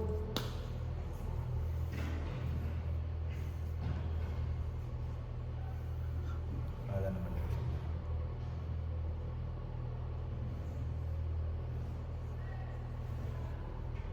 సో అందుకనే భక్తి యోగం చే గుణాల యొక్క ప్రభావం నశించిపోగలదు. ఎందుకంటే భక్తి యోగంలో స్వార్థం అనేది ఉండదు. భోగింపాలనే ఆశ, భౌతిక ప్రకృతి పట్ల ఆధిపత్యం చెలాయిన ఆశ ఉండదు. ఎందుకంటే భక్తి యోగంలో మనకు అసలైన జ్ఞానం, అంటే భగవంతుని చేతనే ప్రకృతి అంతా నియంత్రించబడుతుందని జ్ఞానం వస్తుంది. కాబట్టి దానికోసం అది ఎలా వస్తుంది, ఇలా అసలు అందరూ ఇక్కడ ఉన్న జీవులే కదా అన్నీ చేసేది, కానీ భగవంతుడు ఎలా నియంత్రిస్తున్నాడు, దాన్ని ఎలా అర్థం చేసుకోవాలి? కరోనా వచ్చిందంటే అది ఏదో కంపెనీ కారణం, భగవంతుడి కారణం అని ఎలా అర్థం చేసుకోవాలి? అందరికి అర్థమవుతుందా? లేదు. నాకు ఏదైనా అన్యాయం జరిగిందంటే ఆ వ్యక్తి కారణం, ఈ వ్యక్తి కారణం, దీనికి వీడి కారణం. ఏదో జరిగిందంటే, ఏదైనా మంచి జరిగిందంటే ఆ వ్యక్తి చేశాడు, ఈ వ్యక్తి చేశాడు. ఇలా అంటే మనం అంతా కూడా తాత్కాలికమైన కారణాన్ని చూస్తాం మనం, కానీ దాని వెనకాల భగవంతుడు ఎలా ఏర్పాటు చేస్తున్నాడు. కరెక్టే, ఒక మంచి పని జరిగిందంటే ఒక వ్యక్తి కారణం కావచ్చు, ఒక చెడు పని జరిగిందంటే ఇంకొక వ్యక్తి కారణం కావచ్చు, కానీ ఆ మంచి పనికి పొందాల్సిన సుకృతిని పొందాల్సిన కీర్తిని పొందడానికి ఎవరైతే అర్హుడున్నాడో ఆ వ్యక్తిని భగవంతుడు అక్కడికి పంపిస్తాడు. చెడు పనికి పొందాల్సిన కర్మను అనుభవించాల్సిన వ్యక్తిని కరెక్ట్గా భగవంతుడు అక్కడికి పంపిస్తాడు. అది దాన్ని చూడగలగాలి. అది ఆధ్యాత్మిక జ్ఞానం. ఇక్కడ అంటే జ్ఞానం ఏంటంటే ప్రకృతి అవగాహన అనేది అధ్యాయం పేరు కదా. పరమ పురుషుని యథాతథముగా అవగతం చేసుకున్నట్టుకు భక్తులు సైతము తాత్విక పరిశోధన యందు నెలకొను కనుక అతని కర్మలు సైతము మానసిక కల్పనాపరుని కర్మల వలె గోచరింపవచ్చు. కానీ వాస్తవమునకు అతడు భగవాని ఆధ్యాత్మిక స్వభావమును దివ్య కర్మలను అవగాహన చేసుకున్నట్టుకు మాత్రమే యత్నించుచున్నట్టు వాడు. భగవంతుని కర్మ అందరూ చేస్తున్నారు కదా, భగవంతుడు ఎలా ఏర్పాటు చేస్తున్నాడు అది అర్థం చేసుకోవడానికి మనం కొంచెం జ్ఞానం కావాలి, దాన్ని చూడగలగాలి. దానికి శాస్త్ర దృష్టి అనేది అవసరం అన్నమాట. భగవంతుడు ఎలా చేస్తున్నాడు దాన్ని. సో అలాంటి జ్ఞానం వచ్చినప్పుడు దాని నుంచి ఎలా బయటపడాలని భక్తుడు అర్థం చేసుకుంటాడు. ఒకవేళ అందరికీ అర్థం కాదు, అందుకోసం ఏం చేయాలి?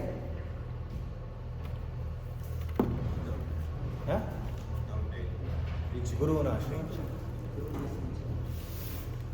ఆశ్రయించాలి. అంటే భగవంతుడికి ప్రీతిపూర్వకమైనటువంటి కార్యం ఏది చేస్తామో అవన్నీ కూడా తపస్సుకి సంబంధించినవి. కరెక్ట్ అయినటువంటిది. ఓకే, ఇంకో అర్థం ఏంటి? 2 అర్థాలు ఉన్నాయి అన్నారు కదా, ఇంకో అర్థం ఏంటి? 2 రకాల తపస్సులు అన్నారు కదా. పూర్వం తపస్సులు అంటే ఎక్కడ మునీశ్వరుడు అడుగులు కూర్చొని ఏదో కూర్చొని తపస్సు చేసేవాడు. తపస్సు అంటే మన సహజ లక్షణాలకి ప్రపంచకి సహజ లక్షణాలని స్వభావాలని నియంత్రించి దానికి వ్యతిరేకంగా ప్రయత్నించడం అన్నమాట. సహజంగా ఏంటి? సహజంగా ఎవరికైనా సరే నిద్రపోవాలి, సహజమే. మంచి కండిషన్స్ ఉంటే నిద్రపోవాలి. లేదు, భగవంతుడి కోసం భగవంతుని దగ్గర అంటే మనం తపస్సు చేయాలి అంటే ఏం చేయాలి? వ్యతిరేకంగా చేయాలి. కష్టపడి లేవాలి. ఇవాళ ఉదయమే నేను ప్రవచనం వింటున్నాను లోపల. నిద్ర అంటే మాయ, అసలు జీరో స్లీప్, అసలు నిద్రపోకూడదట. ఆధ్యాత్మికంగా పురోగతి చెందాలంటే అసలు నిద్ర అనేది ఉండకూడదట. నిద్ర ఎప్పుడైతే శూన్యం చేసుకుంటామో, జీరో చేస్తామో అప్పుడు వాళ్ళు భక్తులు అంటారు నిద్రాహార విహారకాది విజితవు గోస్వామి. సో అది తపస్సు అన్నమాట. అంటే సహజంగా అంటే ఏంటి? భౌతికంగా సహజంగా చెప్తున్నాం. భౌతిక శరీరం యొక్క సహజ లక్షణం ఏంటి? నిద్రపోవడం. గుణాలకు అనుగుణంగా పనిచేయడం శరీరం యొక్క సహజ లక్షణం. దాన్ని ఆ సహజమైన తత్వం నుండి బయటపడేయడానికి ప్రయత్నించడం. బాగా తినాలి, నాలుగేంటి తినాలి, ఇష్టం ఉన్నది తినం. తపస్సు ఏంటంటే భగవంతుని తప్పించిందే తినాలి, అది సత్వగుణ ఆహారమే తీసుకోవాలి, దాన్ని నియంత్రించాలి, యుక్తంగా తీసుకోవాలి. అది తపస్సు అవుతుంది, ఆటోమేటిక్గా తపస్సు అవుతుంది. నిజస్థితి. కానీ భౌతికంగా చూస్తే అది నిజస్థితి కాదు. అంటే భౌతికంగా చూస్తుంటే మన భౌతికమైన గుణాలకు నిజస్థితి కాదు, మనకు తెలిసింది కాబట్టి మనం అలా అంటున్నాం. కానీ భౌతిక స్థాయిలో ఉన్నవాడి యొక్క నిజస్థితి మనకి ఆహారం కాబట్టి మీరు ఈజీగా చెప్తున్నారు, ఇది నిజస్థితి కాదు కదా అని. అసలైన ఇంకా దానికంటే ఉన్నతమైన చెప్పినప్పుడు అదేంటి ప్రభు మనకి అంటే మన సంబంధించింది అంటే అది కూడా కొంచెం సులభమే. కొన్ని విషయాలు ఇప్పుడు చూడండి, కొందరు గృహస్థులు వస్తుంటారు మనకి ఆర్గనైజేషన్లు, అంటే సాధన చేసే వాళ్ళు కూడా కావచ్చు. వాళ్ళు కొన్ని విషయాలు చెప్తుందంటే అసలు ఇప్పుడు మనకి కుటుంబం పట్ల మనకు బాధ్యత లేకుండా ఎలా ఉంటాం అంటే ఏంటి పిల్లల్ని చదివించకుండా ఎలా ఉంటాం. నాకు ఎగ్జాక్ట్గా ఉదాహరణ గుర్తురాదు. అలా చెప్పినట్టు వాళ్ళకి ఏముంటుంది, ఇదంతా సహజమే కదా, ఇదైనా చేయాలి కదా అని వాళ్ళకి అనిపిస్తుంది అనమాట.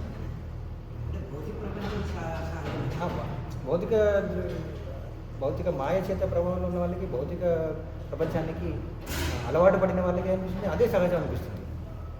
ఆ సహజ స్థితి నుండి ఆధ్యాత్మికతకు రావాలంటే దానికి వ్యతిరేకంగా పనిచేయాలి. అది తపస్సు అన్నమాట. స్థితిలో ఏదైతే మనం చేస్తామో దానికి ఎగెనిస్ట్ చేసే కార్యక్రమాలు తపస్సు. అర్జునుడు కూడా తపస్సు చేశాడు. అర్జునుడికి యుద్ధం చేయడం అంటే ముందు తన స్వార్థం కోసం, అంటే భగవంతుని కోసం యుద్ధం చేయడం తపస్సే. ఎందుకు సహజలక్షణం అంటే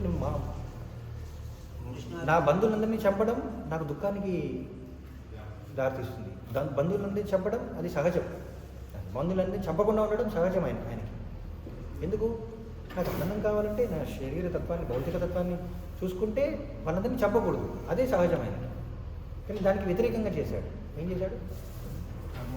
యుద్ధం చేశాడు. అది తపస్సు అన్నమాట. అంటే అప్పుడు ఆయన అజ్ఞానంలో ఉన్నట్టు ఆ టైంలో మొదట్లో అజ్ఞానంలో ఉన్నాడు. అదే శాస్త్రాలకు కింద పడేసినప్పుడు అజ్ఞానంలో ఉన్నట్టు సాధారణ భౌతిక మాయ చేత ప్రభావితంలో ఉన్న వాళ్ళు అజ్ఞానంలో ఉంటారు. అజ్ఞానంతో వాళ్ళు ఏమనుకుంటారంటే భౌతిక పరిస్థితులే సహజం అనుకుంటారు. ఆ సహజ స్థితికి వ్యతిరేకంగా చేయడమే తపస్సు. ఇందాక మీరు వీర్యాన్ని స్కాలం చేయడం అనేది మనం ఓల్డ్ ఏజ్లో ఉన్న తర్వాత మనం చాలా ఇబ్బందులు గురవుతామని చెప్పారు కదా. సో మరి పిల్లలకి అంటారు అది అక్కడ నియంత్రణ యుక్త అనేది ఉంది కదా, ధర్మ అవిరుద్ధ భూతేషు కామోస్మి అని కృష్ణుడు చెప్పాడు కదా. కేవలం సంతానోత్పత్తి కోసం వినియోగిస్తే అది తప్పేం కాదు. అంటే కేవలం అలా 10 మందిని కన్నా 20 మందిని కన్నా 100 మందిని కన్నా సరే. భక్తి సిద్ధాంత సరస్సు డాకర్ ఏమంటారు? భక్తి సిద్ధాంత సరస్సు డాకర్ అంటే ఎవరు? ప్రభువుల వారి గురువు. ప్రభువుల వారి గురువు ఏమంటారంటే, భగవంతుడి సేవలో నేను నా పిల్లల్ని వినియోగిస్తాను, వాళ్ళందరూ కూడా ఆధ్యాత్మిక జ్ఞానాన్ని ఇవ్వగలను అనుకున్నట్లయితే నేను 100 మంది పిల్లలైనా కనడానికి సిద్ధమే. అలాంటప్పుడు వాళ్ళు ముసలి అయిన తర్వాత ఇట్లాంటి బాధలు పడుతుంది భగవంతుడి కోసమే కంటే కానీ. మరి ఇప్పుడు చాలా మంది ప్రభు కొంతమంది పెళ్లి చేసుకోవడానికి ఇష్టపడట్లేదు. వాళ్ళు పెళ్లి చేసుకోకుండా మాస్టర్ని చేస్తున్నారు. వాళ్ళకి ఖచ్చితంగా వాళ్ళకి ముసలి అయిన తర్వాత వాళ్ళకి ధర్మానికి వ్యతిరేకంగా వెళ్తున్నారు కాబట్టి ఖచ్చితంగా బాధపడతారు. సో ఇప్పుడు 100 మందికి 100 మంది సంతానం కావాలంటే 100 సార్లే వీరేస్కరణ చేయాలి. కానీ భగవంతుడి కోసం చేస్తే అప్పుడు ఇలాంటి ప్రాబ్లమ్స్. అది కూడా లిమిటెడే. 100 సార్లు అయినా సరే అది లిమిట్లోనే ఉంది కదా అంటున్నాను. సో కాబట్టి సృష్టి స్టార్టింగ్లోనే ఆయన శతరూప ఇంటారు కదా మామూలుగా ఇప్పుడు సులిచి భర్త స్టార్టింగ్లోనే అప్పుడు కూడా అలాంటి అధర్మం అనేది ఉండేదా? అంటే ఈవిడ పెద్దవాళ్ళు సృష్టి మొదట్లోనే అంత మాయలో ఉండేవాళ్ళ, అంత గుణాల ప్రభావంలో ఉండేవాళ్ళ. సృష్టి అంటే ఏంటి? అంటే ఏ సృష్టి? ఎక్స్పాన్షన్ చేయడం కోసం, సృష్టిని ఎక్స్పాండ్ చేయడం కోసం బ్రహ్మదేవుడేమో ముందు అదే ఆ సృష్టి ఏ సృష్టి? భౌతిక సృష్టి. అది భౌతిక సృష్టి కదా. సో భౌతిక సృష్టిలో భౌతిక గుణాల ప్రభావం ఉంటుందా? ఉంటుంది. ఎప్పటి నుంచి ఉంటుంది? సృష్టి మొదలైన ఆరంభమైనప్పటి నుంచి ఉంటుంది. సృష్టి ఆరంభం నుంచి జైల్లో మొదటి నుంచే రూల్స్ పాటించాలా? పాటించాలి. రూల్స్ ప్రభావం ఉంటుంది. ఆ గుణాల ప్రభావంలో ఉన్న వాళ్ళే భౌతిక ప్రపంచానికి వస్తారు. గుణాల ప్రభావంలో ఉన్న వాళ్ళే భౌతిక ప్రపంచానికి వస్తారు. మనకు తెలియదు కానీ మన అసలు గుణాలు చాలా చాలా స్థాయిలో పనిచేస్తాయి. 3x3x3 ప్రభావాలు చెప్తారు కదా. స్థాయిలో పనిచేస్తాయి. అప్పుడు వాళ్ళు ఉన్నప్పుడు మనం ఉన్నట్లయితే అబ్బా ఎంత సత్వగుణంలో ఉన్నారు అని మనకు అనిపిస్తుంది. ఉన్నప్పుడు చూసినా సరే అబ్బా ఎంత పద్ధతిగా వ్యవహరిస్తున్నారు, ఎంత సత్వగుణంలో ఉన్నారని మనకు అనిపిస్తుంది. కానీ వాళ్ళకి అప్పుడు రజోగుణం తమోగుణం ప్రభావం ఉంది. అప్పుడు కూడా రజోగుణం తమోగుణం ప్రభావం ఉంది, కానీ తక్కువగా ఉంది. కలియుగంలో ఎక్కువగా ఉంది. కలియుగంలో ఎక్కువ. కానీ మనం అది విని అబ్బో అదే సత్వగుణం ఉంటాం. హరే కృష్ణ. హరే కృష్ణ. శ్రీమద్ భాగవతం కీ జయ, శ్రీల ప్రభుపాద్ కీ జయ. జయ.